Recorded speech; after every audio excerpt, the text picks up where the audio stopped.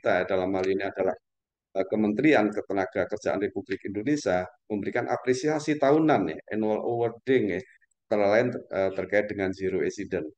Nah, ini sangat menarik ya pengalaman kami, pengalaman Ibu dan Bapak sekalian, bagaimana menata kelola zero accident ini. Ketika kita mendapatkan zero accident award, kemudian setelah itu ternyata terjadi accident, maka yang menjadi tantangan buat kita, kita akan kembali reset ke nol lagi ya, seperti itu.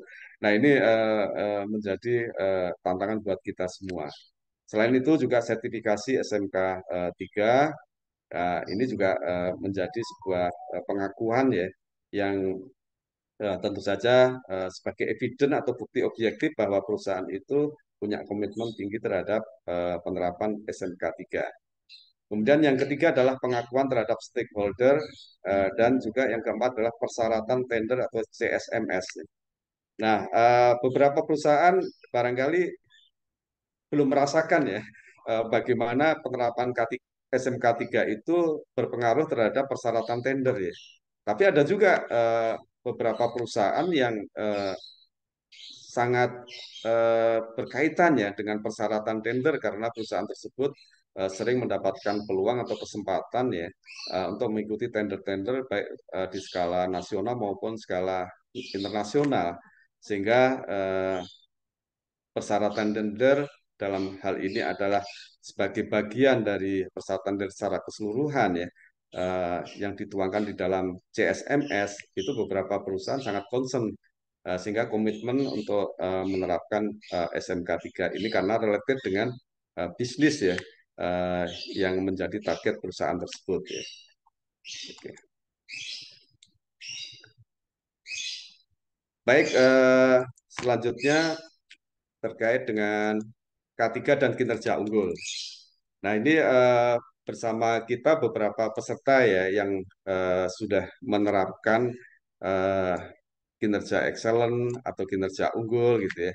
Namun ada juga beberapa peserta dalam hal ini eh, belum menerapkan atau sedang menuju atau bahkan sudah menerapkan tapi sudah lama Pak Suradi eh, lupa seperti itu. Nah, ini kita mencoba secara framework-nya saja ya, Business Excellence Framework itu sendiri terdiri dari 7 kategori ya. Nah, kita tahu kategori 1 sampai dengan ke-6 ini adalah bicara masalah proses ya. Tadi di dalam kerangka materi kita itu setelah organizing itu setelah organizing itu ada PDCA-nya atau prosesnya ya.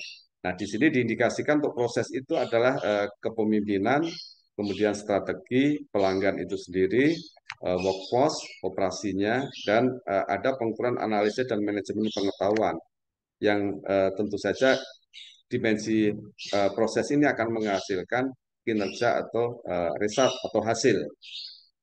Apa indikator di dalam kinerja ini? Nah, di dalam Business Excellence Framework ini ada 5 ya. Pertama, menyangkut masalah kinerja produk dan proses. Yang kedua adalah terkait dengan kinerja pelanggan. Yang ketiga, kinerja tenaga kerja. Kemudian yang keempat, kinerja kepemimpinan dan tata kelola. Dan yang kelima, kinerja keuangan dan pasar. Nah, secara sekilas kinerja unggul ini setelah kita sama-sama merefresh kembali, mungkin ada pertanyaan di antara Ibu dan Bapak sekalian. Apa hubungannya inovasi K3 ini dengan kinerja unggul, Pak Suradi? Nah, ini saya coba tayangkan untuk slide berikutnya ya. Nah, ini menarik buat kita ya. Pertama ya, bahwa di dalam dokumen aplikasi atau DA itu kita mengenal ada profil perusahaan ya, atau OP, organizational profile ya, seperti itu. Nah, ternyata di dalam organizational profile tersebut persyaratan regulasi peraturan yang wajib diterapkan berkaitan dengan ketentuan K3 itu ada diatur di sana seperti itu. Setelah organizational profile itu ada yang disebut dengan dimensi proses ya. Nah, di dimensi proses di sini ada beberapa yang terkait dengan K3 ini yang di dalamnya tentu saja sangat bermuatan ya berpeluang untuk dilakukan inovasi-inovasi. Nah, di sini ada di dalam kategori 6 terkait dengan operasi. Perusahaan menyediakan lingkungan bekerja yang aman. Sistem keselamatan perusahaan telah memenuhi aspek pencegahan kecelakaan, inspeksi, analisa akar penyebab terjadinya kecelakaan dan pemulihan.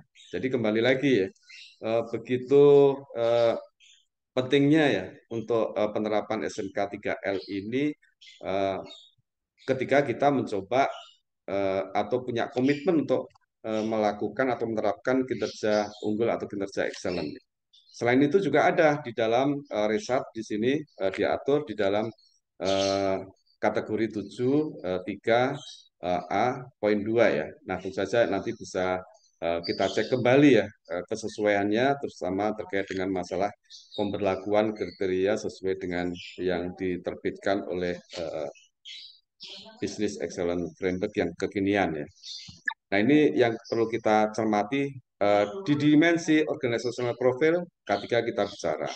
Di dimensi proses, kita pun ketika punya kontribusi di dalamnya.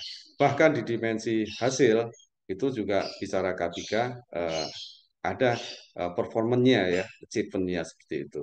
Ya. Baik, selanjutnya rekan-rekan, Ibu dan Bapak sekalian, nah saat ini tentu saja eh, kita akan lanjutkan ya dengan apa saja yang menjadi inspirasi. Kemudian kita akan melakukan eh, inisiasi ya dalam berinovasi di bidang K3 ini. Nah ini menarik ya. Eh, di antaranya kalau kita buka-buka kembali PP 50 tahun 2012 ya, itu ada elemen audit ya. Elemen audit eh, itu ada 12 ya. Di elemen audit nomor 11 itu adalah penyelaksanaan audit SMK-nya, SMK 3-nya itu sendiri ya. Nah, tentu saja dari sini ini ada benang merah atau alignment ya terhadap sumber-sumber yang menjadi inspirasi buat inovasi K3 ini ya. Kita ambil saja ilustrasinya di sini yang pertama, ketika sebuah perusahaan menerapkan SMK 3, tentu saja akan dilakukan audit internal. Di dalam penyelaksanaan audit internal ini tentu saja ada yang disebut dengan temuan, finding atau non-conformity gitu ya. Nah, ini menjadi ladang ya atau peluang buat kita untuk bisa melakukan improvement gitu ya. Ya, itu ini menarik ya buat kita karena beberapa kali kami audiensi ya dengan teman-teman pejuang K3L itu ketika kita bicara inovasi, Pak Suradi, saya eh, mau berinovasi di bidang K3L ya. Itu sumbernya kira-kira inspirasinya dari mana ya? Nah, ini silakan ya. Mudah-mudahan ini merefresh kembali kepada kita ya. Eh, kita coba lihat-lihat buka-buka ya hasil penyelenggaraan audit internal SMK 3 di perusahaan kita ya. Nah, di situ ketika ada non-conformity, itu silahkan selain kita ngejar target statusnya dari open menjadi close, tapi apa yang kita lakukan dari open menjadi close itu bisa sebagai peluang untuk berinovasi ya. Gitu. Nah, kemudian yang kedua, ketika kita sukses menyelenggarakan audit internal, tentu saja banyak perusahaan tidak puas di situ. Kemudian dilakukan audit eksternal. Di dalam audit eksternal, karena ini yang melakukan audit adalah lembaga eh, tertentu ya, tentu saja eh, helikopter view-nya itu akan lebih luas ya, ketajaman analisis terhadap pelaksanaan auditnya juga akan semakin lebih ini ya tajam ya seperti itu. Dan outputnya identik dengan audit internal. Ada non-conformity juga ya seperti itu. Ya, ini akan terus dimonitor ya oleh perusahaan maupun oleh auditor eksternal pada tahun berikutnya ketika dilakukan audit ya. Sehingga ini berpeluang juga buat kita ya. Eh, Bila ada temuan atau finding atau non-conformity, silahkan. Itu menjadi inspirasi buat kita untuk melakukan inovasi ya. Nah, kemudian yang ketiga adalah self-assessment ya. Ini biasanya untuk perusahaan-perusahaan yang menerapkan kinerja unggul atau Business Excellence Framework gitu, mengenal dengan istilah Opportunity for Improvement ya, atau OV ya. Nah, seperti itu menjadi inspirasi buat kita untuk berinovasi ya. Nah, kemudian ada external assessment, itu ada opportunity for improvement juga. Itu silahkan kita buka-buka kembali ya, beberapa perusahaan ya, sebagai contoh misalnya dari Pupuk Sriwijaya ya.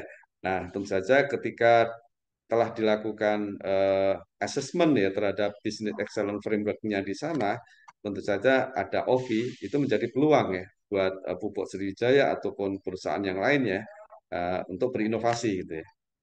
Nah, bila beberapa peluang ini ternyata misalnya ya, oh semuanya very good semua Pak Suradi gitu ya. Nah, kita bisa bicara di internal perusahaan itu sendiri ya, dengan pencapaian key performance indicator atau quality objektif. Apakah masih ada yang belum tercapai sesuai dengan key performance indikator perusahaan itu sendiri? Nah, kalau ada, tentu saja ini menjadi peluang buat kita untuk berinovasi.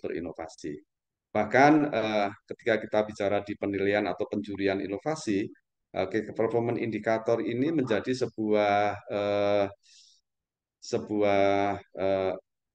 bukti objektif ya, bagaimana inovasi yang dilakukan oleh para inovator tersebut punya relevansi ya, atau alignment ya terhadap kebijakan perusahaan yang dituangkan di dalam Key Performance Indicator atau KPI ya, seperti itu.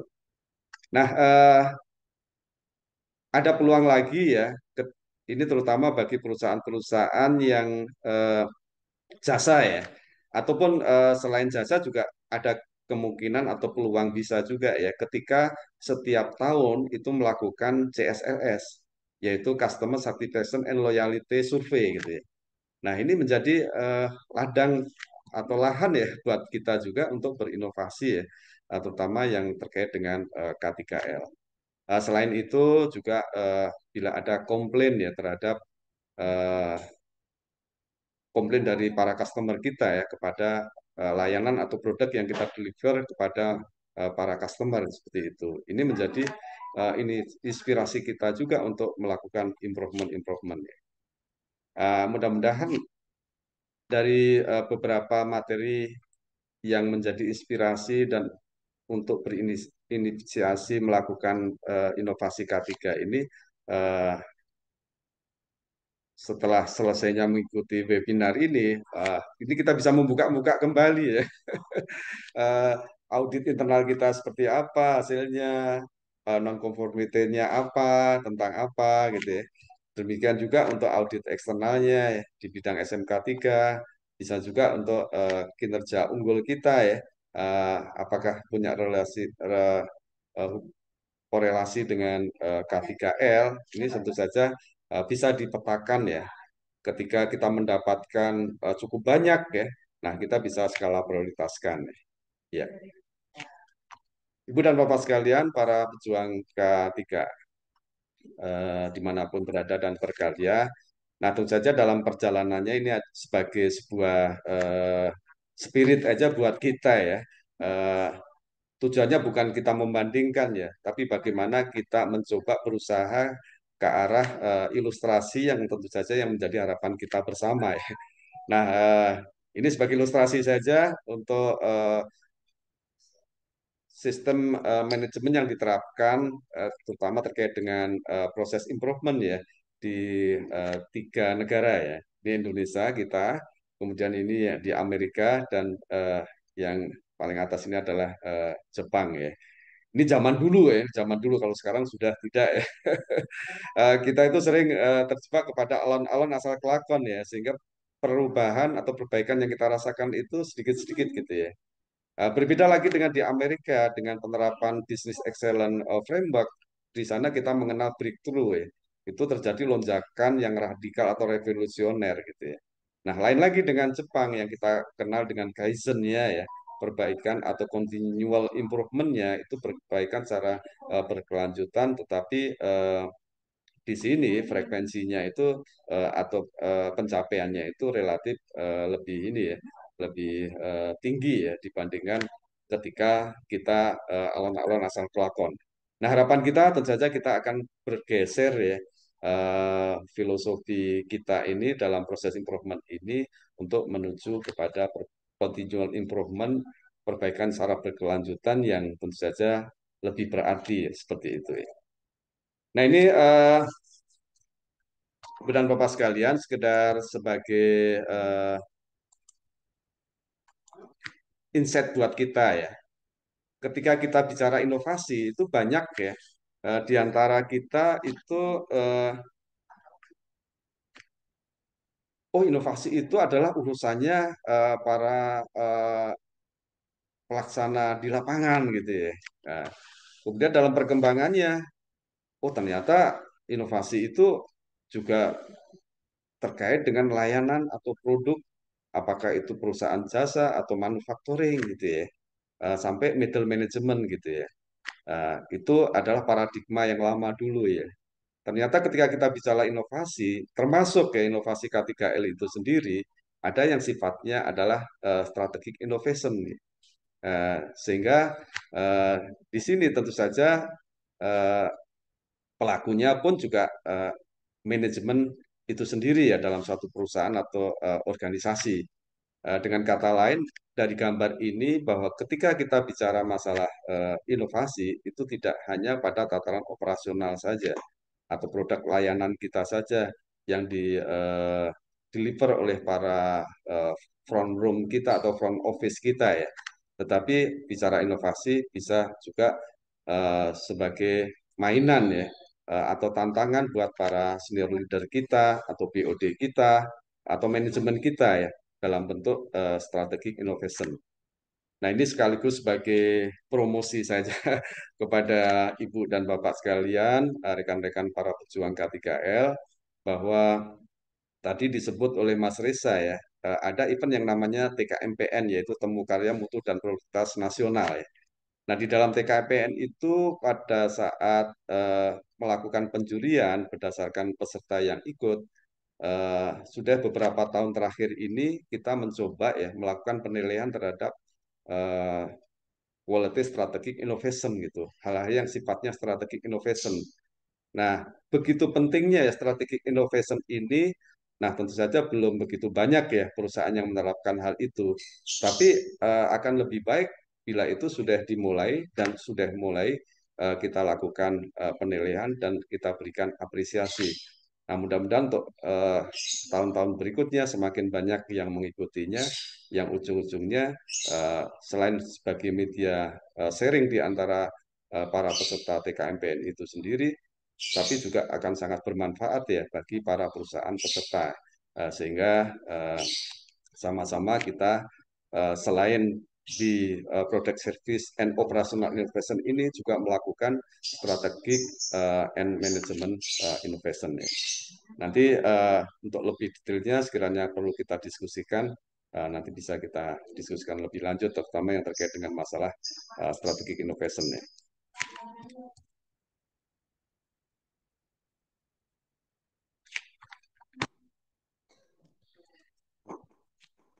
Baik, selanjutnya Ibu dan Bapak sekalian, ini ada sebuah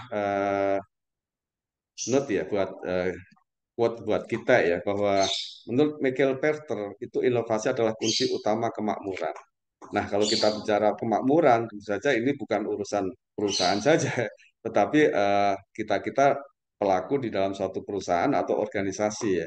Nah, mudah-mudahan dengan inovasi ini eh, karena menjadi kunci utama kemakmuran menjadi challenge buat kita dan sekaligus peluang ya untuk senantiasa berinovasi dan melakukan perbaikan secara berkelanjutan.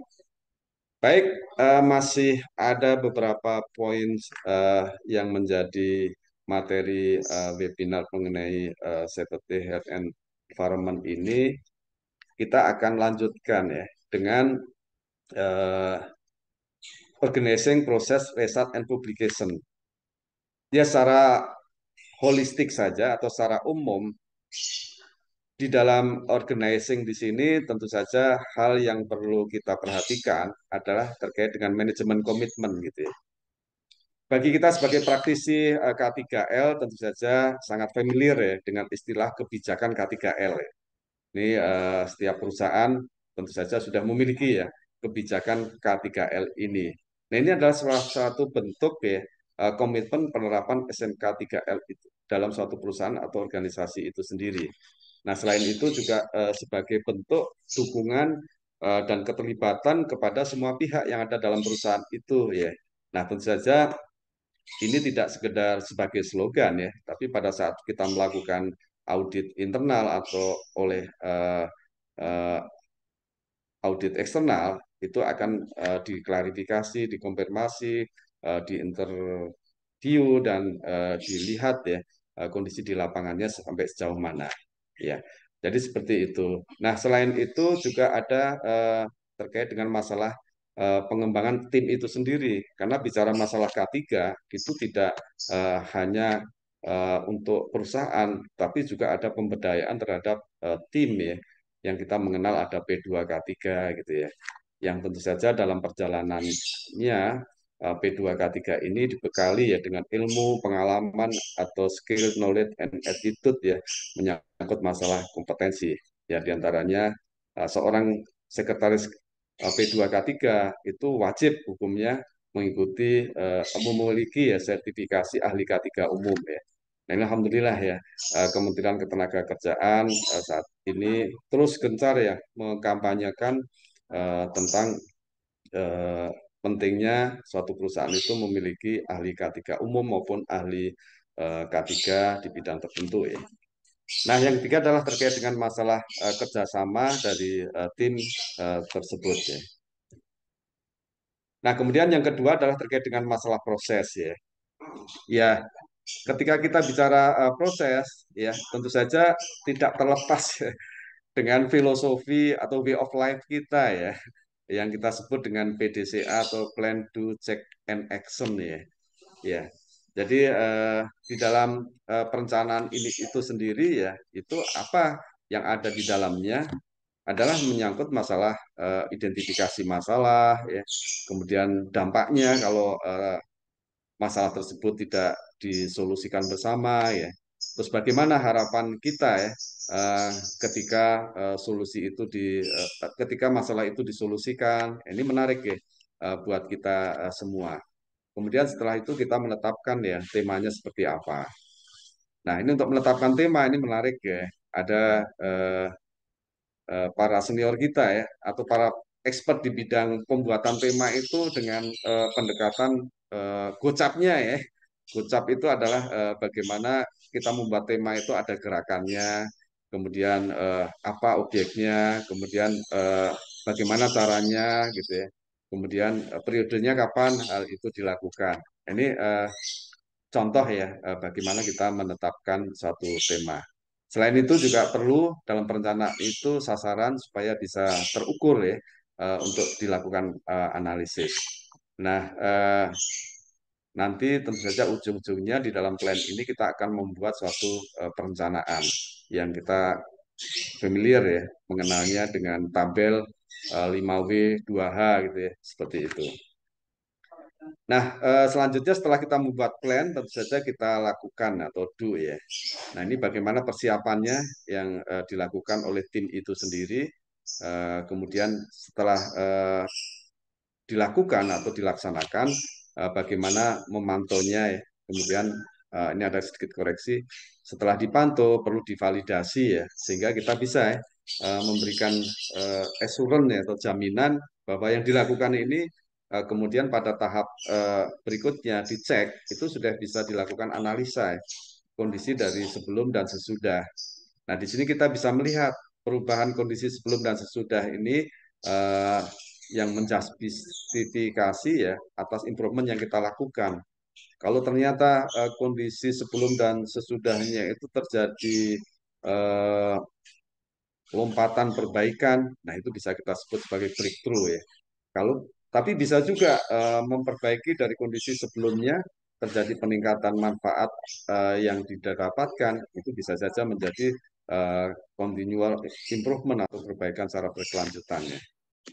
Nah, kemudian di action di sini tidak kalah pentingnya supaya hasil kerja kita itu tidak hanya untuk diri sendiri, tapi juga untuk unit yang lebih luas lagi, maka perlu ada standarisasi, kemudian perlu disosialisasikan.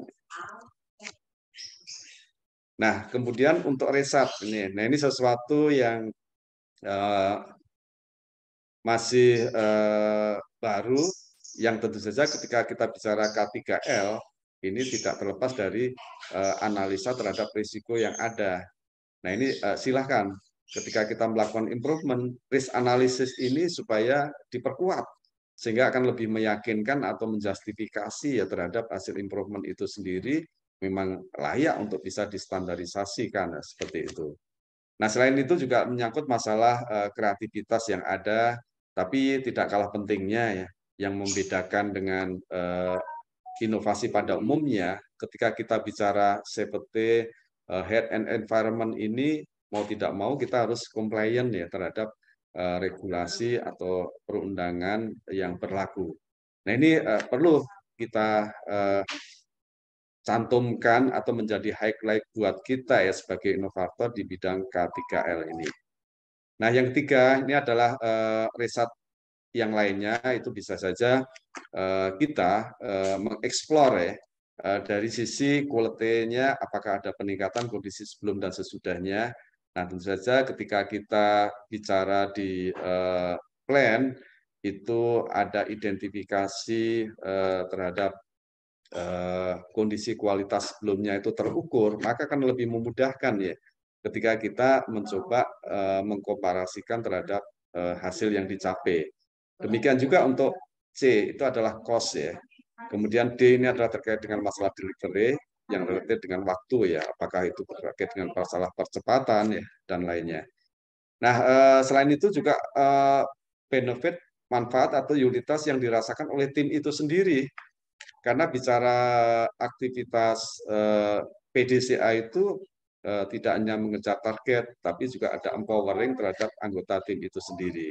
Kemudian ketika anggota tim itu sendiri ada empowering atau pemberdayaan atau learning and growth, maka akan berpengaruh terhadap perusahaan secara keseluruhan. Ya, ya. Kemudian selain itu juga stakeholder kita ya, apakah itu customer kita, apakah itu tokoh masyarakat atau government, itu masuk di dalam benefit atau riset yang dirasakan oleh para stakeholder kita ya, termasuk supplier maupun vendor ya. Nah, selain itu juga perlu ada apakah hasil inovasinya itu mudah ya, murah dan cepat ya dilakukan replikasi. Nah, ini menjadi pertimbangan kepada kita ya. Ya, harapan kita tentu saja udah risetnya luar biasa, kemudian gampang direplikasi, kemudian biayanya juga relatif murah ya. Itu akan semakin memperkuat ya bargaining position inovasi tersebut untuk memberikan nilai lebih ya, terutama bagi perusahaan maupun pada saat kita mengikuti event penilaian ya oleh juri. Nah, yang tidak kalah pentingnya di sini selain dari sisi internal juga ada pengakuan ya oleh pihak eksternal, apakah itu stakeholder ya yang semakin memperkuat ya apa yang menjadi inovasi rekan-rekan ya para pejuang K3L. Nah, yang keempat adalah menyangkut masalah publikasi. Ya, sebenarnya apa sih yang terkait dengan publikasi ini, Pak Suradi? Ya, ini ada dua. Ya. Yang pertama adalah terkait dengan masalah paper. Ada yang menyebutnya makalah, ada yang menyebutkannya risalah ya. Silahkan. Yang jelas kita coba di sini istilahkan dengan paper ya.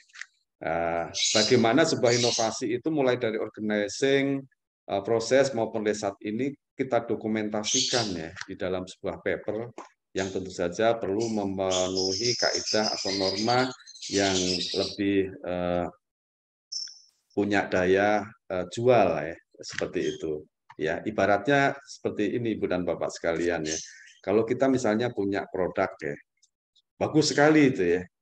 Mulai dari sisi kualitasnya, mulai dari sisi cost reduction-nya, kemudian dari sisi delivery, percepatan untuk mendapatkannya, ya, mulai dari sisi safety-nya dan juga mulai dari sisi moralnya, gitu ya. Tapi setelah itu kita coba ya deliver ya, atau kita coba tawarkan ya dengan kemasan yang biasa-biasa saja. Tentu saja apa yang dirasakan oleh teman-teman tentu saja ya menjadi hal yang biasa gitu ya. Tapi ketika kita punya inovasi atau hasil improvement yang luar biasa, kemudian kita kemas dalam paper yang luar biasa, maka akan mendapatkan hasil yang luar biasa juga kan seperti itu. Nah, kata kuncinya seperti apa ketika kita menyusun paper? Nah, eh, paper tersebut disusun secara sistematik ya, seperti itu atau berurutan. Ya, berurutan maksudnya apa Pak Suradi? Ya kita memenuhi kaidah PDCA tadi gitu. Jangan kita bicara do dulu, baru setelah itu bikin plan, atau sebaliknya kita bikin cek, baru setelah itu kita bikin plan dan do kan seperti itu. Ya. Nah, yang kedua adalah daya tarik ya. Nah, bagaimana kita menyajikan daya tarik ini?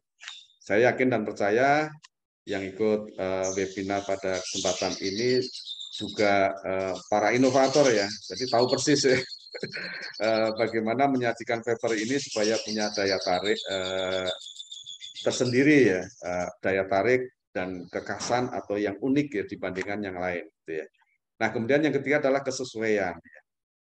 Kalau orang Padang itu mengatakan ya, di mana bumi dipijak, di situ langit ditujung tinggi. Nah, filosofi ini berlaku juga dalam menyusun paper kita dalam inovasi K3L ini ya. Sehingga ketika suatu panitia ya, apakah itu ICC OESA memberikan rule of the game ya, peraturan atau ketentuan, silakan Ibu dan Bapak sekalian, para inovator K3L, sesuaikan dengan aturan yang kita sepakati bersama. Ya, saya pikir itu perlu kesadaran kita bersama ya. Sayang bila inovasi yang luar biasa tidak dikemas dalam paper yang memenuhi tiga ketentuan di sini, sayang seperti itu. Kemudian setelah kita menyusun paper perlu ada kita presentasi ya. Nah, presentasi ini pun juga ada beberapa requirement ya. Ya, bagaimana kita presentasi jelas ya terhadap konten yang disampaikan gitu atau pesan yang disampaikan. Kemudian pada saat presentasi juga punya daya tarik, kekasan atau keunikan ya kepada para audien, moderator maupun juri ya. Nah, daya tarik di sini ini luar biasa ya. Pengalaman kami beserta teman-teman juri ICC OSH itu sangat mengapresiasi ya kepada para peserta karena memperlihatkan atau menampilkan daya tarik masing-masing. Ada yang menggunakan minimarket dari hasil improvementnya itu ya. Ada yang menggunakan dress code ya, kas daerahnya masing-masing. Apakah kas Dayak dari Kalimantan, kemudian kas Melayu dari Sumatera dan yang lainnya gitu ya, seperti itu. Itu silakan ya.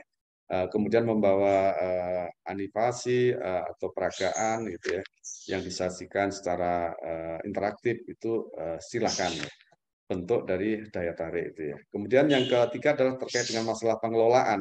Nah, pengelolaan di sini adalah terkait dengan masalah manajemen waktu, kemudian bagaimana keterlibatan dari anggota tim inovator tersebut ya. Jadi seperti itu. Nah, yang keenam ya, ini tidak kalah pentingnya kita perlu menulis aktivitas inovasi itu sendiri. Nah, ada beberapa rekan kami yang sempat menanyakan, Pak Suradi, kalau saya berinovasi K3, bagaimana untuk menuliskan aktivitas inovasi K3 tersebut gitu ya. Nah, dari beberapa penyelenggaraan ICC OSH 2 tahun berturut-turut itu kita memberikan kebebasan ya kepada para peserta untuk menuangkannya.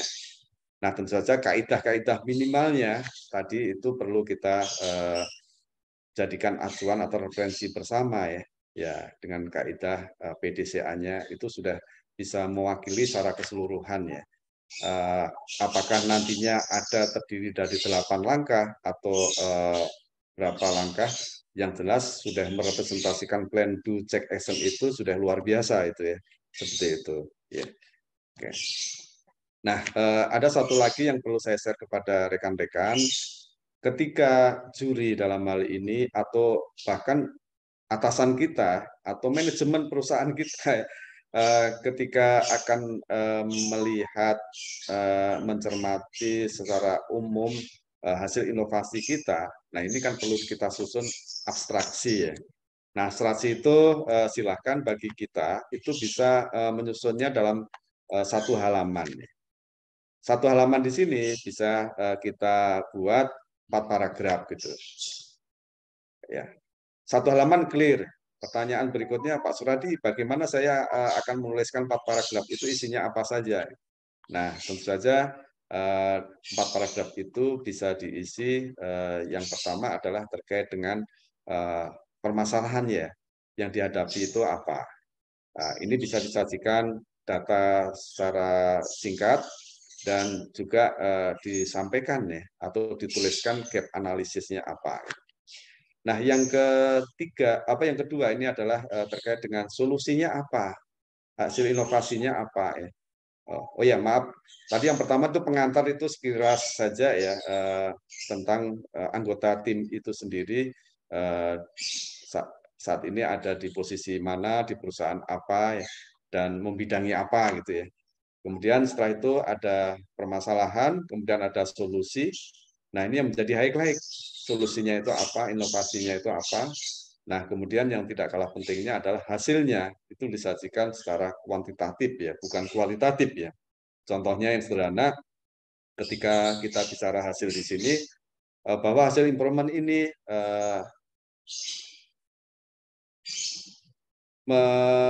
mengurangi atau efisiensi ya terhadap biaya operasional gitu ya. Nah, ini kan kualitatif ya.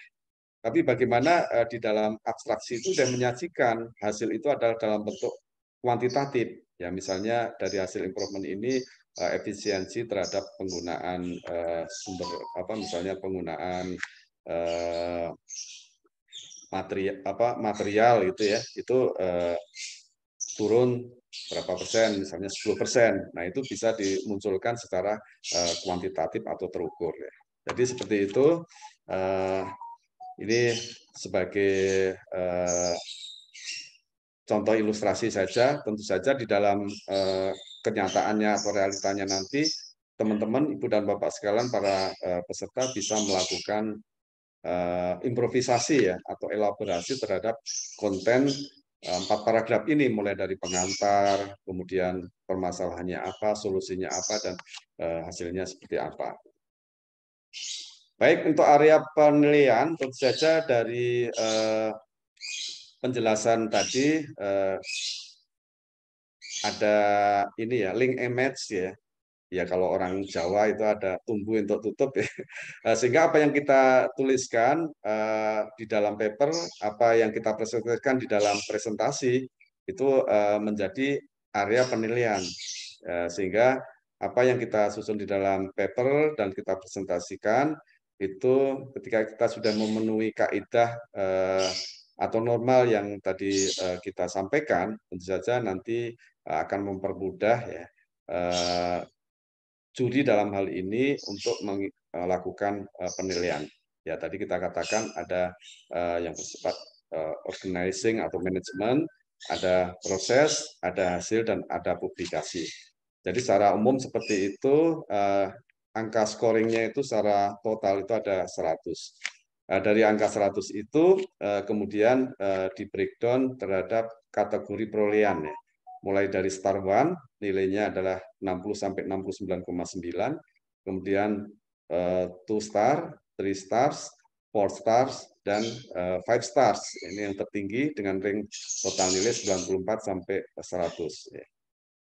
Mungkin akan ada yang bertanya dari Ibu dan Bapak sekalian, Pak Suradi, apakah saat ini ada yang nilainya sampai 1 star saja gitu ya. Nah, ini pertanyaan yang menarik buat kita ya. Jadi penyelenggaraan ICC OSA selama 2 kali atau 2 tahun berturut-turut itu tidak ada yang nilainya di 1 star di sini ya. Karena apa? Yang dikirim di dalam ICC OSA adalah yang terbaik di perusahaan itu sendiri. Ya, ya. Kemudian ada mungkin akan yang bertanya, Udah ada belum yang mendapatkan 5 stars? Nah, ini menjadi challenge buat Ibu dan Bapak sekalian ya untuk bisa mendapatkan 5 stars di sini karena di sini bagaimana bisa mendapatkan 5 stars ini yang menentukan adalah para inovator itu sendiri. Sementara panitia penyelenggara dalam hal ini Juli itu adalah sebagai mediator atau fasilitator ya untuk menilai apa yang dihasilkan oleh Ibu dan Bapak sekalian. Nah, ini skalanya itu ada 4. 1 sampai 4 ini adalah kurang, 5 sampai 6 cukup, 7 sampai 8 itu baik, dan 9 sampai 10 sangat memuaskan. Bagaimana untuk bisa mendapatkan 5 star di sini? Nah, tentu saja nilainya itu kisarannya adalah di sini 9 sampai 10 ini seperti itu atau sangat memuaskan. Karena kalau 10 item nilainya hanya 9, ya berarti baru 90 kan, belum dapat 5 star. Berarti harus ada yang sebelumnya. Ya itulah hitung-hitungan matematisnya ya nanti Ibu dan Bapak sekalian bisa ngatur lebih lanjut. Nah, aturan presentasi secara umum saja buat Ibu dan Bapak sekalian, tiap peserta ada disediakan waktu 30 menit, termasuk persiapan, presentasi, tanya jawab, dan juga penutupannya. Nah, ini secara sekilas tadi Mas Rere maupun Pak Papidi sudah memaparkan kepada kita ya short video tentang penyelenggaraan ICC OSH. Nah, ini kita lihat kan, kalau kita lihat di sini dari sisi presentasinya kan unik ya, dan punya daya tarik tersendiri ya. Kita lihat saja misalnya di sini dengan secara kasat mata, dress code-nya saja penampilannya dari tiga presenter ini udah berbeda ya. Ada yang gaya modern, ada yang gaya khas Kalimantan, ada khas di perusahaannya. Itu menjadi sebuah kesempatan nih kepada para peserta untuk melakukan improvisasi terhadap penampilan pada saat presentasi ya. Jadi seperti itu. Nah, ini sebagai pemacu buat kita saja, ibarat kita saat ini punya baterai, apakah itu baterai handphone kita ataukah baterai di laptop kita, tentu saja ketika kita gunakan perlu kita lakukan recharge ya, termasuk dalam menerapkan safety health environment ini ya. Mari kita lakukan recharge, recharge, recharge, and recharge ya. Ujung-ujungnya adalah kita akan budayakan K3L untuk keberlanjutan usaha kita, baik itu di perusahaan maupun secara personal ataupun di organisasi atau bahkan di anggota keluarga kita ya, karena K3L itu ada di mana-mana, kapan saja, oleh siapapun juga. Nah, ini sebagai kesimpulan buat kita, mudah-mudahan nanti pada saat tanya jawab nanti akan kita diskusikan lebih lanjut.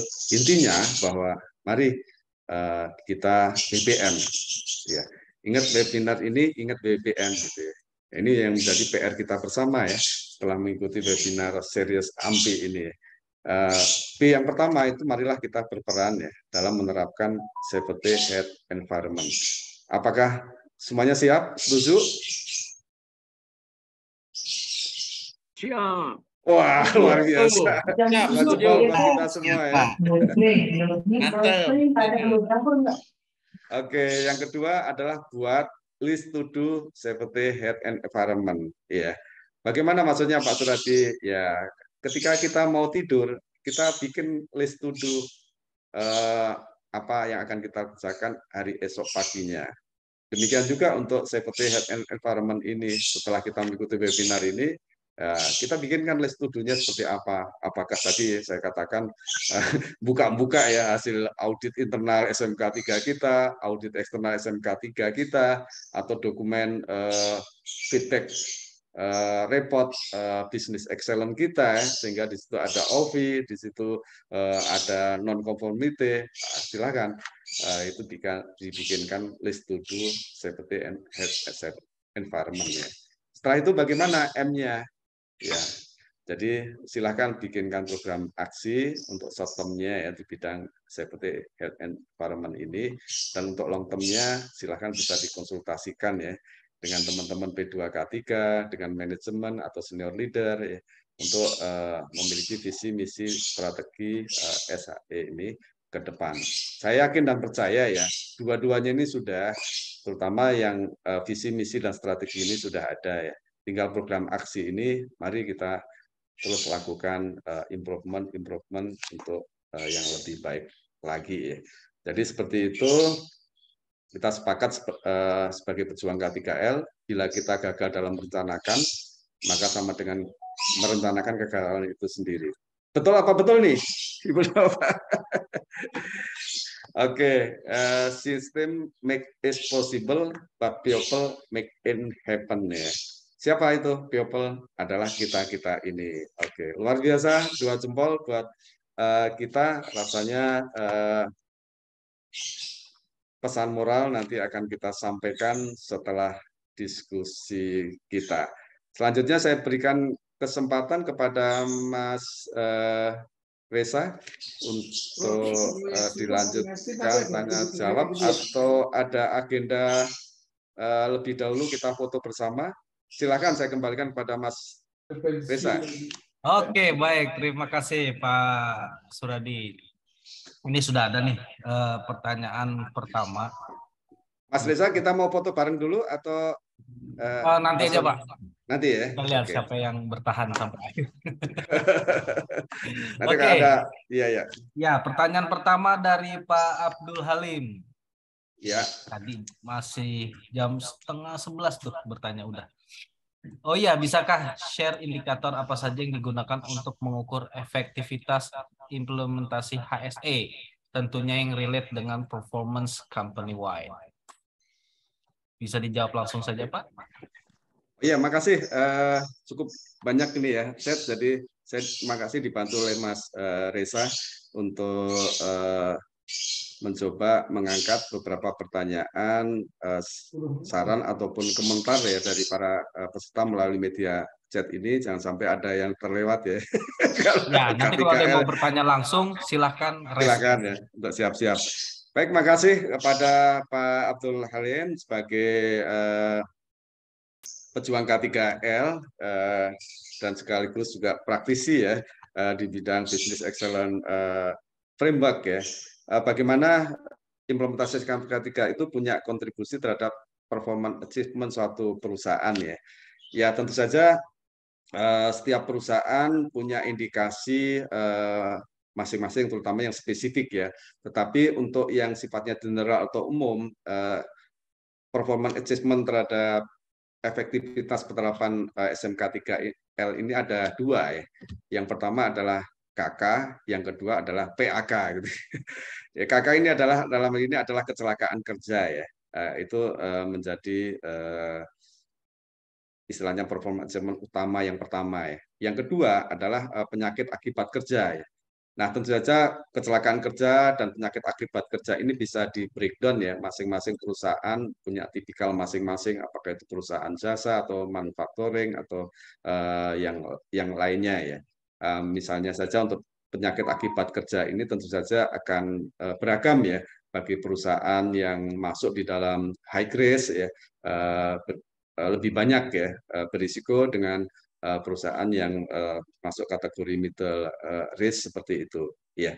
Nah, penyakit akibat kerja ini bisa kita kuantitatifkan ya berdasarkan hasil medical check up gitu ya. Saya yakin percaya setiap perusahaan melakukan hal itu sehingga ketika suatu perusahaan para pegawai atau employee-nya atau workforce-nya itu ya mereka sehat walafiat, mereka energik, mereka produktif, itu tentu saja akan berpengaruh ya terhadap kinerja perusahaan secara keseluruhan.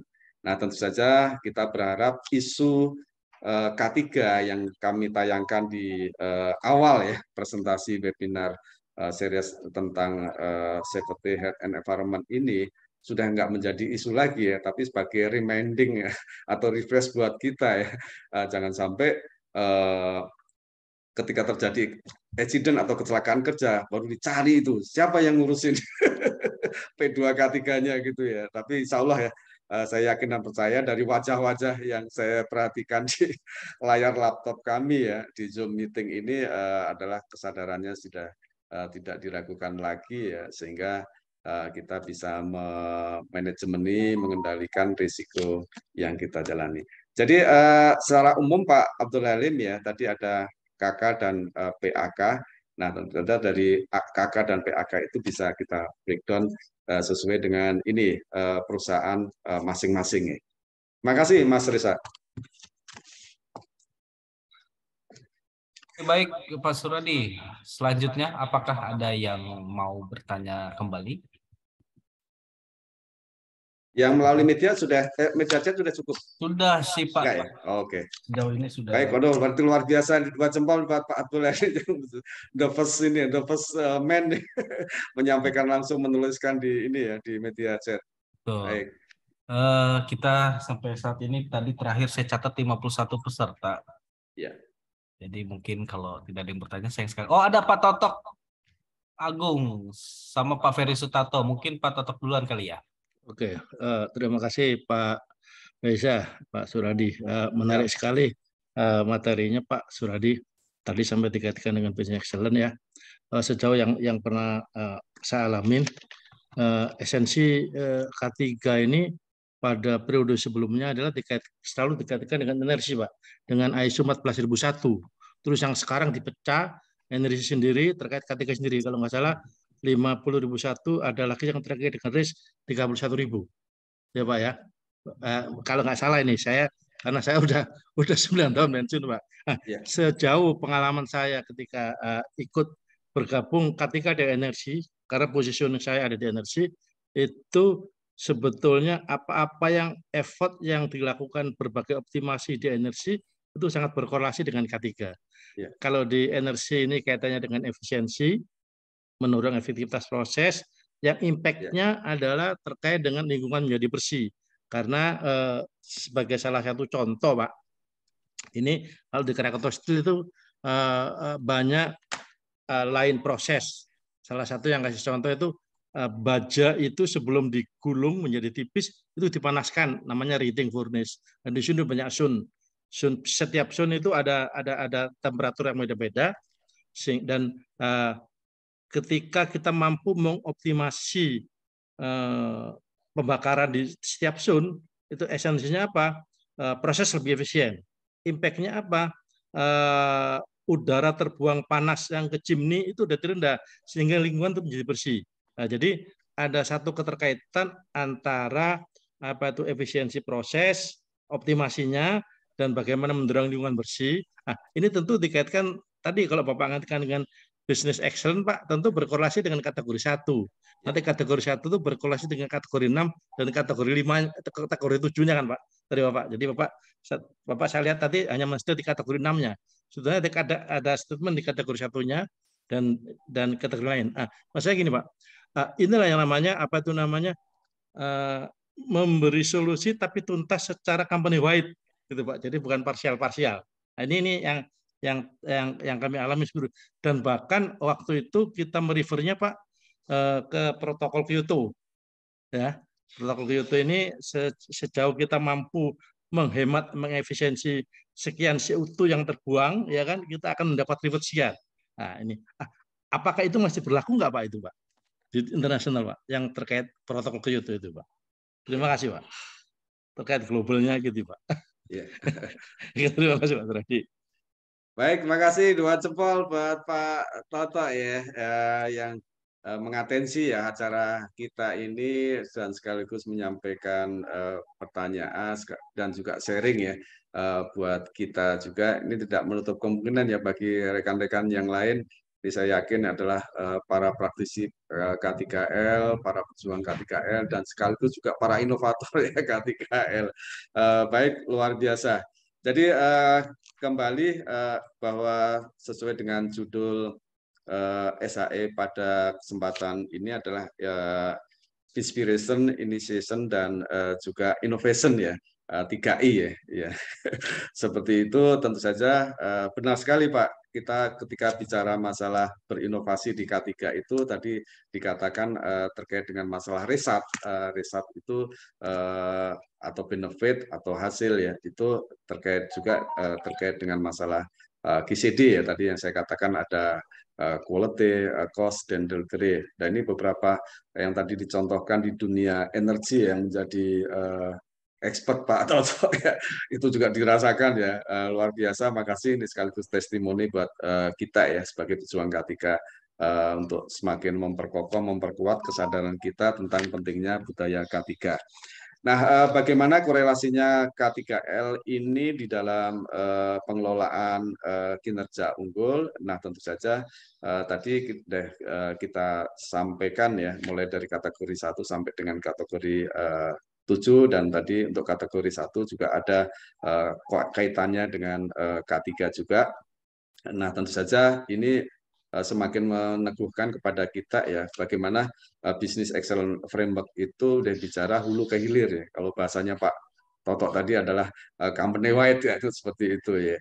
Nah, ini silahkan ya sebagai sebuah penguatan terutama bagi perusahaan yang sudah menerapkan Business Excellence Framework, dan ini sekaligus sebagai introduksi atau pengenalan ya bagi perusahaan-perusahaan yang lain untuk pada saatnya misalnya kita ingin membedah ya tentang Business Excellence Framework itu, nah tentu saja kami secara organisasi AMPI siap untuk membedah lebih lanjut. Jadi kembali kami ucapkan terima kasih kepada Pak Toto ya, bicara K3L itu di dalam pengelolaan tata kelola perusahaan dari hulu ke hilir itu sangat membantu berkontribusi ya bagi suatu usaha, baik itu perusahaan, organisasi, atau bahkan boleh dikatakan usaha-usaha yang di dalam PP 50 tahun 2012 itu suatu perusahaan yang memperkerjakan ya lebih dari 100 itu sudah kena PP 50 tahun 2012 ya. Jadi seperti itu. Makasih Pak Toto. Ya. Oke. Dan ini memang sudah betul dikembangkan Pak. Ada ISO 45001 ya terkait dengan K3L ini, dan juga terkait dengan lingkungan ada 14.001. Intinya bahwa ketika kita bicara K3L ini sudah nggak lagi tataran sempit di diri kita, di anggota keluarga kita juga memerlukannya, di perusahaan organisasi kita juga memerlukan, di skala nasional juga memerlukan kita, bahkan di internasional ya dengan ISO-nya seperti itu ya. Oke, makasih. Dan di media chat sudah dikirim materi kami ya untuk bisa didownload oleh Ibu dan Bapak sekalian, sekaligus menjadi inspirasi, insight, dan sekaligus motivasi ya buat kita. Saya kembalikan kepada Mas Rere, monggo. Baik, terima kasih Pak Suradi. Pak Toto, apakah cukup atau? Ya cukup, sekarang waktunya yang Oke, lain. Berbagi dua dengan jempol ya buat Pak Toto, luar biasa. berbagi dengan yang lain. Selanjutnya Pak Ferry, Ya. silakan untuk waktu dan layar kami persilakan. Baik, terima kasih Mas Reza. Assalamualaikum warahmatullahi wabarakatuh, Pak Suradi. Waalaikumsalam warahmatullahi Guru senior, pembimbing lah. Terima kasih Pak Suradi atas sharingnya Pak. Ini hanya diskusi Pak ya. Terkait tadi saya tertarik pada saat Bapak challenge, apakah memang HSSE ini dilakukan karena beberapa faktor target produksi ataukah memang penghematan gitu kan? Nah, kalau sebuah organisasi perusahaan terfokus pada hal tersebut mungkin terabaikan gitu ya fungsi HSSE. Nah, fokus saya ada satu lagi Pak, mungkin yang kita juga di era digital ini, kembali lagi kalau saya fokusnya di era digitalisasi Pak ya. S itu security itu kan ternyata bukan cuma keamanan fisik ya Pak ya. Yeah. Kita juga agak miss sekarang dengan keamanan data Pak, terkait MPI, Management Protection of Information. Nah makanya sekarang ada ISO 27001 tahun 2013 kalau nggak salah Pak ya, terkait policy mengenai implementasi konsep keamanan informasi gitu yang kalau yang sepengetahuan saya. Di situ banyak berbicara tentang bagaimana organisasi membuat polisinya, aset manajemen, mengamankan datanya, mengamankan.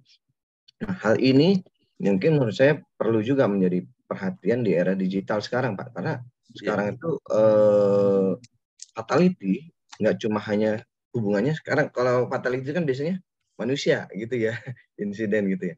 Nah, Padahal lebih fatal juga, bahaya fatal itu juga bisa terkait data, Pak. Karena kan data Ya. perusahaan, apalagi big data ya. Ini juga merupakan data yang sangat krusial gitu. Nah, bagaimana menurut Bapak nih pandangan antara tadi ya, apakah perlu dimasukkan keamanan data tadi dalam konsep fatality gitu ya, ataukah memang dia tersendiri gitu, Pak? Terima kasih Pak Saradi dan para senior. Baik, terima kasih. 2 jempol buat Mas Ferry yang mewakili kaum milenial ya. Kalau saya Pak Toto, Pak Alim ini kan senior milenial ya. Asal nggak ada yang kolonial aja ya Pak Toto. Tapi senior milenial. Luar biasa ini mewakili kaum milenial tentu saja melihat dari ini ya sisi yang lain gitu ya. Terutama tadi saya menyebutnya di era VUCA ya. Terutama terkait dengan ambiguity, ketidakjelasan informasi ya seperti itu. Baik, ini materi diskusi yang disampaikan oleh Pak Mas Ferry sebenarnya sangat menarik buat kita dan sekaligus adaptif ya terhadap perkembangan teknologi informasi yang ada saat ini ya. Boleh dikatakan sudah nggak 4.0 lagi ya, tapi udah 5.0 ya gitu ya Mas Ferry ya, seperti itu. Ya saya ada 2 pendekatan ini Mas Ferry dan rekan-rekan semua pejuang K3 yang dimanapun berada dan berkarya. Ini hadir bersama kita nih rekan-rekan dari Telkom nih. Waduh, makasih banyak nih teman-teman dari Telkom. Kenapa saya menyapa teman-teman dari Telkom? Karena related ini dengan sharing diskusi ataupun pertanyaan dari Mas Ferry tadi. Jadi benar sekali intinya bahwa kami dulu ketika masih aktif sebagai pejuang K3L di Telkom menerapkan ISO 27001 tentang ISMS yaitu Information Security Management System. Ya, betul sekali Mas Ferry ya. Sehingga pada saat itu yang dimaksud dengan security ini tidak hanya fisik, tapi juga menyangkut data. Ya Alhamdulillah, ketika sebelum terbit ISO 27001 ya, mengenai ISMS, perusahaan telekomunikasi dalam hal ini Telkom, itu sudah menerapkan dan sudah punya komitmen ya terhadap penerapan K3L gitu ya, yang berbasis kepada PP 50 tahun 2012 yang dulu adalah Permenaker ya 5 tahun 97 kalau tidak salah seperti itu ya. Yang intinya ketika kita sudah merunning well ya, implementasi SMK 3L ini tentu saja ketika muncul ISO 27001 atau ISMS ini gayung bersambut gitu ya. Hanya saja penekanannya betul sekali untuk ISMS ini terutama terkait dengan masalah menyangkut masalah data ya gitu ya. Nah, di dalam Business Excellence Framework itu pun menjadi sebuah big issue ya terkait dengan big data ini karena saat ini kita memang berada di era disrupsi, di era teknologi informasi ini pengamanan terhadap data itu sangat penting dan sangat krusial ya buat kita semua. Jadi sebagai sebuah masukan berharga buat kami dan secara implisit memang tadi dikatakan di era VUCA tadi sudah bisa mewakili juga ya era disrupsi, era teknologi informasi. Nanti kembali lagi kami mengucapkan banyak terima kasih untuk perusahaan-perusahaan yang lain yang sudah menerapkan SMK 3L. Ini menjadi sebuah fondasi embrio ya ketika kita nanti akan mengimplementasikan SMS. Karena SMS ini seperti perusahaan-perusahaan telekomunikasi sudah menerapkannya termasuk dunia perbankan ya. Bahkan Pertamina juga sudah ya Mas Ferry ya. Betul Pak, baru 2 tahun. 2 tahun ya. Memang. Oke, baik, terima kasih. Sehingga ini akan memperteguh ya, memperkuat atau menjustifikasi tentang implementasi atau budaya K3L itu, terutama terkait dengan menyangkut masalah security, tidak hanya fisik, tetapi juga menyangkut masalah data. Kalau boleh dan berkenan ya kepada rekan-rekan kami dari Telkom sekiranya mau pengen testimoni terkait dengan ISMS ya ISO 27001 ini dalam perkembangan implementasi di lapangannya. Silakan. Atau saya nanya dulu Pak. Oke, Pak belum ada Risa. ya. Kalau belum ada, baik teman-teman dari Pak Risa, Telkom. Pak. Baik, Ya, Pak jadi Trisno. untuk Ada mau menanggapi Pak Trisno? Bukan menanggapi, saya mau bertanya. sebentar ini saya close dulu Bertanya, Pak Trisno ya, Pak Mas Enggak, Iya, Risa. iya, Ya. ya, ditutup mau dulu silakan. pertanyaan Pak Ferry-nya.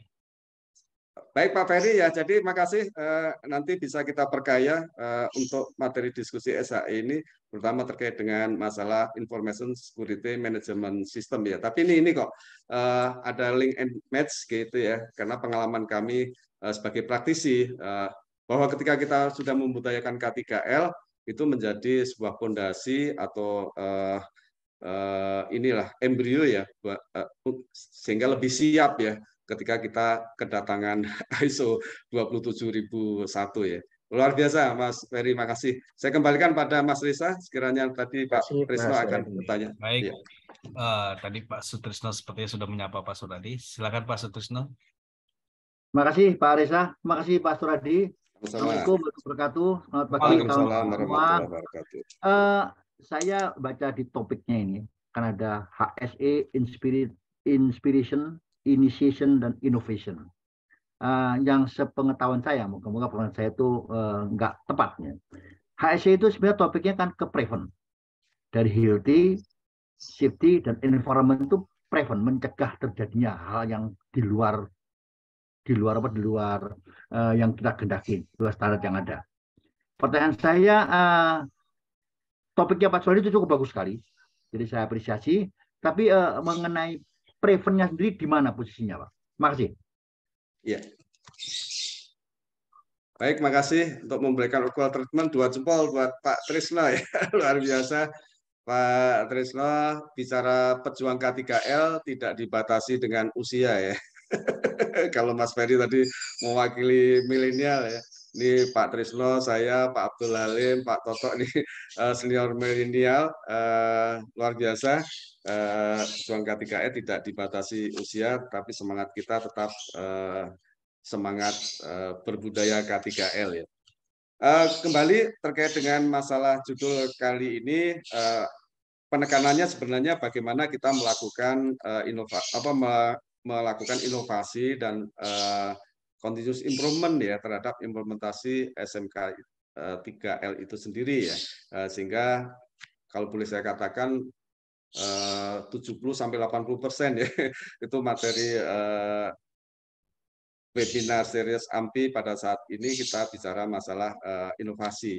Nah, ketika kita bicara inovasi, nah ini tentu saja perlu diawali ya. Apa yang menjadi inspirasi kita untuk bisa berinovasi ya.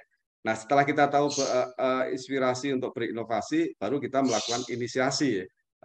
Atau inilah inisiasi yang ini bisa ditunjukkan dengan program-program aksi berikutnya ya. Nah, terkait dengan masalah mencegah risikonya atau prevent itu sendiri, ya dari awal memang untuk K3L itu filosofinya adalah lebih mengutamakan kepada preventive action ya dibandingkan dengan corrective action. Itu yang pertama. Yang kedua adalah bagaimana kita bisa mengendalikan risiko. Bukan menghilangkan risiko ya, tapi bagaimana mengendalikan risiko itu sendiri. Nah, dalam tataran hubungan antara prevent dengan berinovasi itu sendiri, nah, kita tadi sudah tahu ya di dalam riset itu kita mencoba ya untuk membandingkan kondisi sebelum dan sesudahnya. Nah, mudah-mudahan dengan pendekatan secara kuantitatif atau angka gitu ya, itu dari sisi risetnya mulai dari pengendalian risiko, kemudian mulai dari sisi SAE-nya itu sendiri dan sekaligus secara umum menyangkut masalah cost delivery itu quality, cost maupun delivery itu bisa mewakili dan sekaligus memberikan assurance ya atau memberikan jaminan ya bahwa K3L itu punya kontribusi terhadap upaya-upaya kita melakukan prevent atau preventive action dan sekaligus lebih luas lagi tadi Pak Toto sampaikan, Pak Abdul Halim juga sampaikan di dalam Business Excellence Framework ternyata K3L itu punya kontribusi juga ada di dalamnya di sana. Dan bahkan terkait dengan Mas Ferry tadi ya, big data, security terhadap tidak hanya terhadap fisik saja, tetapi juga terhadap data yang saat ini menjadi pertimbangan utama bagi kita ya, bagaimana kita menata kelola big data secara umum. Jadi mudah-mudahan itu Pak Trisno ya. Jadi ketika kita melakukan inovasi atau melakukan improvement, justru di situ nanti ketika kita mendokumentasikan, ketika kita mempresentasikan bagaimana upaya-upaya yang kita lakukan terkait dengan masalah preventive action itu bisa tervisualisasikan ya, bahkan itu bisa ditunjukkan dalam bentuk data angka atau kuantitatif gitu. Demikian Pak Trisno yang bisa saya sampaikan, mudah-mudahan bisa menyemangati kita semua ya untuk berinspirasi ya, terkait dengan K3L ini, kemudian kita berinisiasi dan kita lanjutkan dengan berinovasi, kita dokumentasikan, kita presentasikan pada saat acara ICC OSH 2023 di Malang. Oke, makasih sekali lagi Pak Trisno ya. Makasih Pak, alhamdulillah. Ya, ya. Silakan Mas Rere, silakan. Ini saya juga menyapa ini, alhamdulillah telah bergabung dengan kami atau kita ini Pak Sugoro ya. Makasih Pak Sugoro yang punya profesi sebagai pilot pesawat. Nah tentu saja ini juga punya risiko tinggi ya bagi seorang pilot dalam dunia K3L ini, luar biasa. Makasih Pak Sugoro. Monggo saya kembalikan Mas Reza. Ya, Pak Suradi di kolom chat ada tanggapan nih dari Pak Saud. Saat ini lebih diarahkan pada tadi terkait pertanyaan yang Pak Ferry ya. Ya. Saat ini lebih diarahkan pada pendekatan integrated management system yaitu ISO 9000 mutu, ISO 14000 lingkungan, ISO 31000 manajemen risk dan lain-lainnya. Silakan Pak Suradi mau menanggapi komen Pak Saud? Oke, iya, baik. Pak Saudnya masih ada di sini kan? Mungkin bisa kita sapa sekalian. Baik, makasih Mas Rere. Masih 52 lebih dari satu layar ya. Silakan kepada Pak Saud sekiranya ada penjelasan yang ingin disampaikan secara langsung kepada Pak Saud maupun kita semua. Silakan Pak Saud. Baik, tadi menarik yang disampaikan pertanyaan Pak Toto dan Mas Ferry. Siap. Ya, terkait dengan protokol Kyoto yang berkaitan dengan lingkungan sekarang sudah didevelop ke ISO 14000 sebenarnya. Dan berkaitan dengan ISO 27000 juga tadi menjadi menarik. Yang kita lihat sekarang sebenarnya adalah tantangan bagi para praktisi untuk bisa mengintegrasikan sistem kepada ISO yang demikian banyak sekarang. Semakin bertambah-tambah. Pertanyaan Mas Ferry tadi menarik. Ya, di mana diterapkan? Ya, kalau kami boleh lihat Mas Ferry, sebenarnya ISO 27000 kebanyakan diterapkan kepada perusahaan yang memang tingkat risiko kebocoran datanya lebih besar. Gitu. Ya, misalnya Pertamina, kereta api, itu kan sekarang jadi menarik. Ya, penerbangan, kemudian yang berkaitan dengan perbankan. Nah, itu memang, tapi persoalannya sekarang, itu semua menjadi titik sentral atau simpul diikat oleh K3L ini. Itu yang menjadi menarik kalau kita lihat. Jadi tadi bicara aset manajemen dari Pak Toto misalnya, ya berkaitan dengan energy consumption ISO 50000 dan berkaitan dengan pemanfaatan aset sekarang ISO 55000. Ini memang menjadi menarik. Ini betul-betul tantangan bagi kita para praktisi, Pak Suradi. Jadi ini menarik dan memang kita mungkin tidak berhenti belajar ya, karena kelihatannya berkembang terus sistem ini. Apalagi kalau kita kaitkan dengan 27000, apakah semua perusahaan harus menerapkan? Tidak.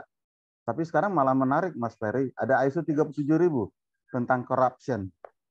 Nah, corruption itu sekarang menjadi menarik juga. Ada nggak pengaruh ke K3? Ternyata ada, Mas. Kalau dia dalam pengadaan barang, purchasing-nya menggunakan low price, maka efek K3-nya seperti apa? Nah, itu kan menjadi menarik. Jadi, sekali lagi, ini integrasi sistem dan menarik untuk kita dalami. Terima kasih, Pak Suradi. Ya, oke. Baik, dua jempol buat Pak Saud. Terima kasih. Pak Saud. Ya. Pak Suradi boleh nambahin dikit nggak Pak Suradi? Ini silakan, Pak. Ya, Terima kita akan kasih banyak sharing ini, diskusi, banyak silakan. banyak apa diskusi dengan para senior ini. Ya memang Pak Saud, concern saya memang di 27001 itu kenapa memang organisasi yang masif yang mempunyai ketergantungan terhadap data, menurut saya ini menjadi fatal gitu ya, menjadi Yes. hal yang fatality, karena pergerakan bisnis mereka itu data yang menentukan gitu kan Pak. Mungkin maaf ya, mungkin bisa ada kecelakaan, nauzubillah, KAI kalau datanya bisa berantakan atau mungkin tidak bisa di intrusion oleh pihak lain gitu kan. Nah, begitu juga Pertamina mungkin bisa kilangnya kebakaran gitu atau seperti apa terkait data ini. Mohon maaf ini pola pikir saya banyak juga nonton film-film, semua sekarang itu perusahaan dikendalikan by remote oleh data gitu kan, oleh data by remote gitu bisa dilakukan. Dan Seperti yang digitalisasi konsep. betul Pak. Dan sekarang yang kejadian ada mata-mata dari balon itu ya ke Amerika. Nah itu kan suatu hal yang memang inilah perubahan dunia itu memang seperti ini. Jadi sekarang bukan cuma fisik yang menjadi fatality, tapi data juga sangat penting gitu. Apalagi tadi betul Pak terkait SMAP ya, Sistem Manajemen Anti Penyuapan atau Bribery 3701. Itu memang mungkin semua BUMN harus menerapkan itu Pak. Terima kasih Pak Saud, Pak. Makanya Mas Ferry nambahin penguatannya sekarang di ISO 22301 tentang BCM, Business Continuity Management. Ya. Tapi itu tidak lepas dari ISO 31000. Nah, ini kan saling terkait semua, makanya kita bilang Integrated Management System gitu loh. Betul, Pak. Yeah. Tinggal Pak. kalau bangun sistem kelihatannya tinggal bridging dokumennya saja nanti mungkin yang akan kita harus siapkan. Mungkin saya juga sedikit ya buat Pak Saud. Pak Suradi sedikit aja Pak ya. Moga Ya, Pak Toto ya. Jadi apa yang dikatakan Pak Saud, Pak Ferry itu sebetulnya sudah tercover semua di kriteria business excellence Pak. Kalau tadi Bapak hanya banyak menyebutkan di 62C-nya, ini di 62B-nya Pak. Karena dia didesain antara security, cyber security di 62B-nya dan terkait dengan keselamatan dan continuity, ketahanan. Sebetulnya kriteria itu sudah mengcover all untuk apa itu namanya terkait dengan cyber maupun sampai ke continuity lainnya. Itu aja Pak. Terima kasih Pak. Wah, semakin menarik diskusinya. Baik, dua jempol ya buat tri expert kita ini, ada Pak Saud, Pak Toto, Pak Ferry. Rasanya PR buat kita ini Mas Reza ya. Perlu ada bedah ini lagi nih. Betul Pak. Menarik nih soalnya Pak. Iya, luar biasa ya. Jadi isu kita saat ini adalah terkait dengan masalah integrasi karena begitu banyak ya. Dulu era tahun 90-an dulu kalau kita udah ISO 9000 itu waduh, perusahaan kita sudah keren gitu. Nah, ternyata sekarang sudah ada ISO 27000 mengenai ASMS ya. Itu Telkom juga sudah ini ya, sudah. Kemudian BCMS 2231 ini Telkom juga sudah. Kemudian yang 37 mengenai anti suap atau korupsi ini alhamdulillah Telkom juga sudah menerapkan hal itu. Hanya yang menjadi challenge buat kita ini bagaimana untuk mengintegrasikan ini ya, pengalaman kita sebagai pengelola. Ketika di audit jangan sampai ya kalau satu perusahaan itu ada 7 sistem, kemudian 1 tahun di 7 kali di audit kan, itu baik internal maupun eksternal, sehingga menjadi challenge buat kita ya apa yang disampaikan oleh Pak Saud untuk bisa mengintegrasikan hal tersebut. Nah ini menjadi challenge buat PR kita bersama. Syukur-syukur Mas Ferry sudah punya relasi ini untuk bisa mengintegrasikan ini, atau saya sendiri gitu Pak Ferry ya, siap untuk membantu hal itu. Wah, luar biasa itu, seperti itu. Oh ya, Ibu dan Bapak sekalian, perlu kami sampaikan, orang tua bilang tak kenal maka tak sayang. Jadi Pak Saud, ini alhamdulillah dari tadi saya udah menyebutkan ada sebuah event namanya ICC OSH yang tahun ini adalah yang ketiga tahun 2023 yang akan diadakan di bulan Mei nanti ya di Malang. Beliau adalah sebagai ini ketua panitia ya atau ketua penyelenggara untuk ICC OSH, sehingga luar biasa atensi beliau mulai dari acara ini dibuka sampai saat ini tanya jawab diskusi masih terlibat langsung ya dengan kita. Sehingga silakan saja acara webinar series AMPE terkait dengan SH ini selesai. Bila ada yang perlu didiskusikan lebih lanjut, Pak Saud dan kami siap untuk ini berkolaborasi lebih lanjut, terutama yang challenging tadi ya, bagaimana mengintegrasikan sistem yang begitu banyak yang diterapkan oleh perusahaan-perusahaan kita. Baik, makasih dua jempol. Kali lagi Pak. Terakhir Pak ya? Suradi, Pak Widarto itu. Oh monggo Pak Widarto, silakan. Terima kasih. Iya. Ini pembahasan menarik sekali, ini waktu jadi kurang rasanya. Gini Pak, saya sekedar sharing ya. Telkom itu kan perusahaan telekomunikasi, artinya Telkom itu yang menghubung, saya dari Telkom ya, maaf dengan Pak Suradi, yang menghubungkan bank-bank waktu itu ya.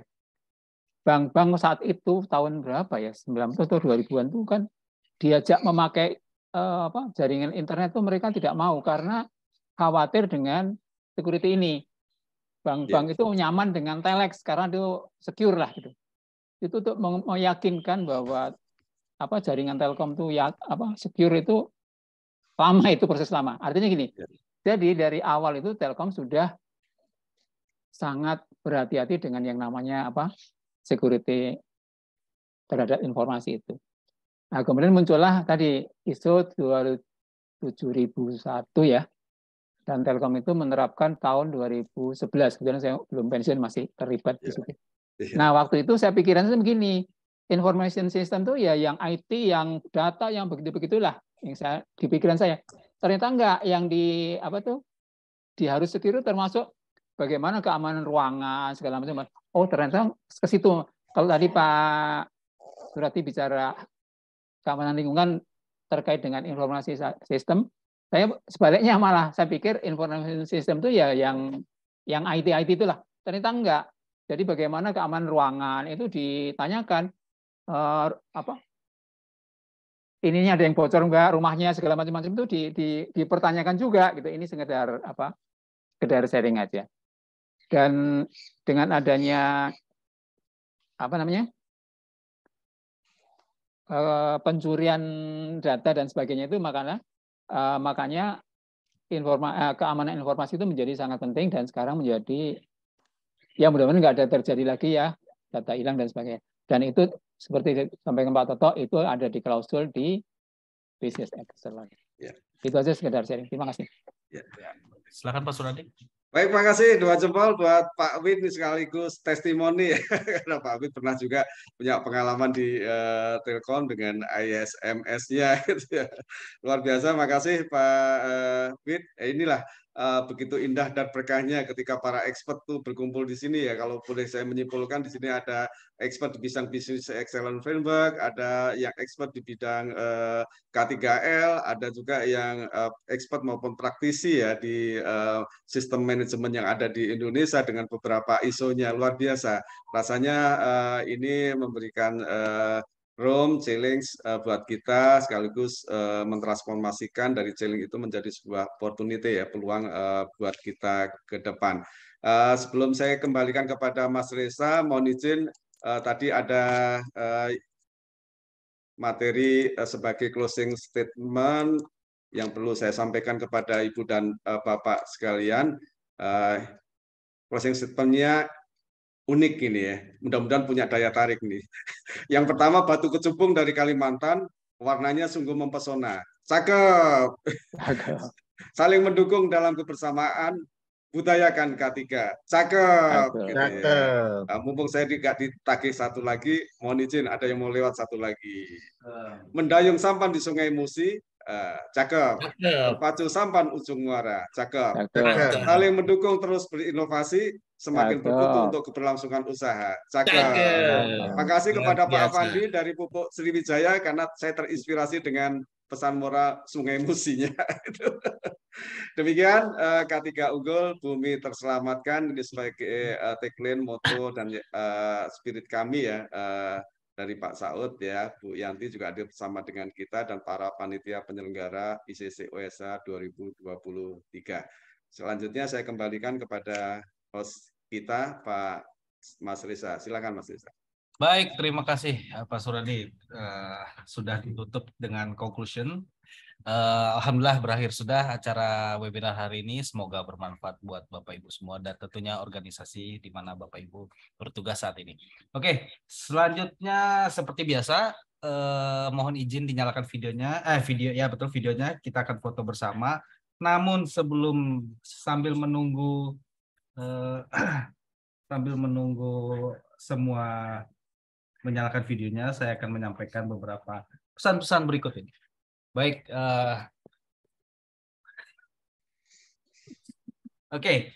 untuk webinar selanjutnya tanggal 21 Februari dengan judul Repro Integration System akan dibawakan oleh Pak Abdul Halim. Beliau pun ada di sini.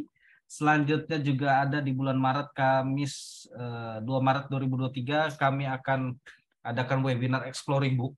Di sini Exploring Book merupakan webinar bedah buku ya, kupas tuntas buku mengenai ISO 26000 tanggung jawab sosial atau social responsibility yang akan dibawakan oleh Pak Insinyur Syarif Usman, MBH, MH, CRMP, KIA. Beliau merupakan doktor ilmu manajemen Fakultas Ekonomi di Unsri dan dosen LB Manajemen di FEB Universitas Sumatera Selatan. Terakhir beliau bertugas sebagai senior project manager implementasi akhlak di PT Pusri Palembang.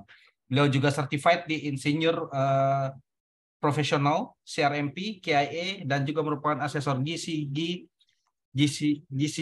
KPKU, Risk Maturity Level, dan ISO 10000 Sistem Manajemen Mutu, serta 14000 Sistem Manajemen Lingkungan, dan Sistem Manajemen K3. Selanjutnya, public course dari PT Wahana Kendali Mutu perlu kami sampaikan juga, yaitu tanggal 22 sampai 22 Februari 2003 pelatihan TKM for fasilitator, dan nanti ada pelatihan 2 days workshop Baldrige Excellent Framework di tanggal 7 sampai 8 Maret 2023. Oke, baik.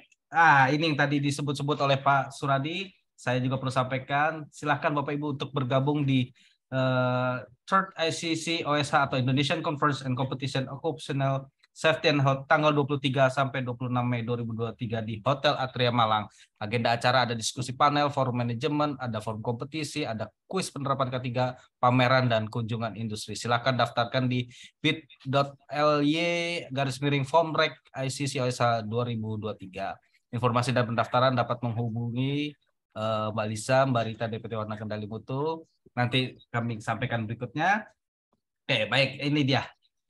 Silakan dapat menghubungi kami dengan saya Reza 089561052698, Mbak Lisa 081267049117, Mbak Rita 081387735135, atau email di ampiasosiasi@yahoo.co.id serta wkm_indonesia@yahoo.com. Baik, saya terlalu panjang sepertinya. Oke, saya hitung sampai 3, videonya sudah nyala semua. Saya ada 3 page. Oke, yang page pertama terlebih dahulu, saya hitung sampai 3. 1, 2, 3. Baik, sebentar. Saya cek untuk video di page kedua. Apakah sudah menyala semua? Oke, saya hitung sampai 3. Sudah ada semua. 1, 2, 3. Sebentar kita cek di slide yang ketiga. Oke. 1, 2, 3. Oke, baik Bapak Ibu semua, terima kasih atas kehadiran seluruh peserta ini. Tukar-tukar saya. Baik, terima kasih. Saya mohon izin end meeting. Mohon maaf apabila Terima kasih semuanya Ibu dan atau Bapak salah sekalian. Jangan lupa kita berjumpa kembali di webinar berikutnya di tanggal 21 Februari 2023. Saya mohon izin end meeting. Wabillahi taufiq wal hidayah. Wassalamualaikum warahmatullahi wabarakatuh. Waalaikumsalam Waalaikumsalam warahmatullahi wabarakatuh. Terima Terima kasih semuanya. Baik penanya, tetap sehat, semangat, keluarga manfaat. SAE-nya Pak Suradi. Ya, terima kasih Pak Segera. Pak Reza, semua izin